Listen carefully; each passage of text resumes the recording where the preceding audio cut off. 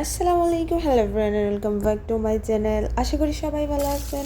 আল্লাহর রহমতে আমরাও খুব ভালো আছি। সো আজকে হচ্ছে লাউ দিয়ে আমি ব্রয়লার মুরগির একটা রেসিপি শেয়ার করব। সো প্রথমে হচ্ছে আমি মাংসগুলো ম্যারিনেট করে নিয়েছিলাম সব রকমের মশলা দিয়ে, আর হচ্ছে লাউগুলো ধুয়ে রেখেছি।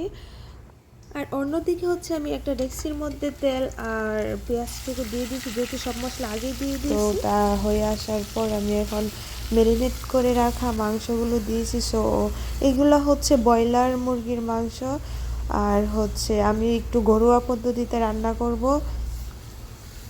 আপনারা দেখতে থাকুন আর সাথে থাকুন। এখন হচ্ছে আমি এটাকে একটু নাড়িয়ে ছাড়িয়ে কষানোর জন্য, একটু মশলাটা হয়ে আসার জন্য 2 মিনিট ঢেকে দেওয়ার পর আবার হচ্ছে এটাকে ঢাকনাটা উঠিয়ে আবার একটু নাড়াচাড়া করে দিচ্ছি।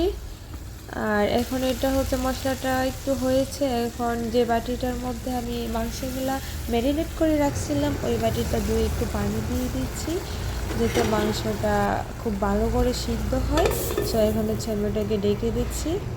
কিছুক্ষণ পর হচ্ছে আমি ওটাকে দেখবো কি অবস্থা হয়। আর কলিজাটা, মুরগির কলিজাটা হচ্ছে আমি দিয়ে দিয়েছিলাম।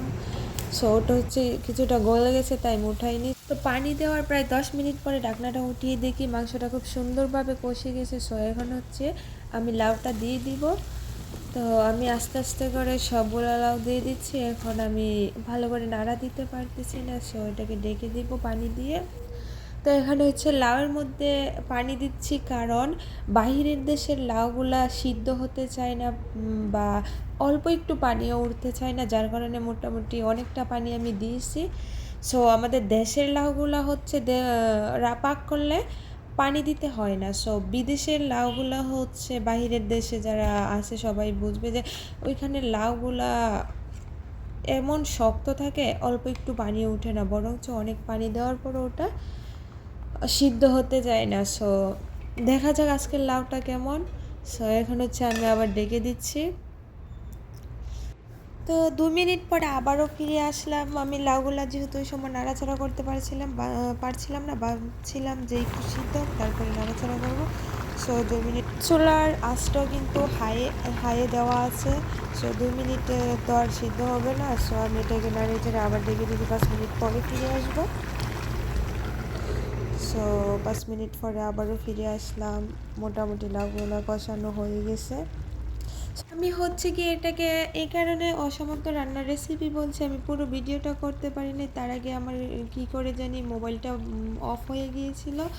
সো আমি কাঁচামরিচ আর ধনিয়া পাতাটা দেওয়া আপনাদেরকে দেখাতে পারি নাই। শুধু এই কারণে আমি বলছি যে এটা অসমর্থ লাউ আর মুরগার মাংস রান্নার রেসিপি। সো আপনারা অন্য কিছু মনে করবেন না। আর আমার ভিডিওটা দেখে আপনাদের কাছে ভালো লাগলে অবশ্যই লাইক, কমেন্ট, শেয়ার করবেন। সো আমি আরেকটু ডেকে দিব। ডেকে দেওয়ার পর যখন আমি ঢাকনাটা উঠাবো প্রায় হয়ে যাবে, কাঁচামরিচ আর ধনিয়া পাতা দিলে হয়ে যেত। সবাই আমার ভিডিওটা শেয়ার করবেন, লাইক, কমেন্ট, সাবস্ক্রাইব করবেন। আল্লাহ হাফেজ।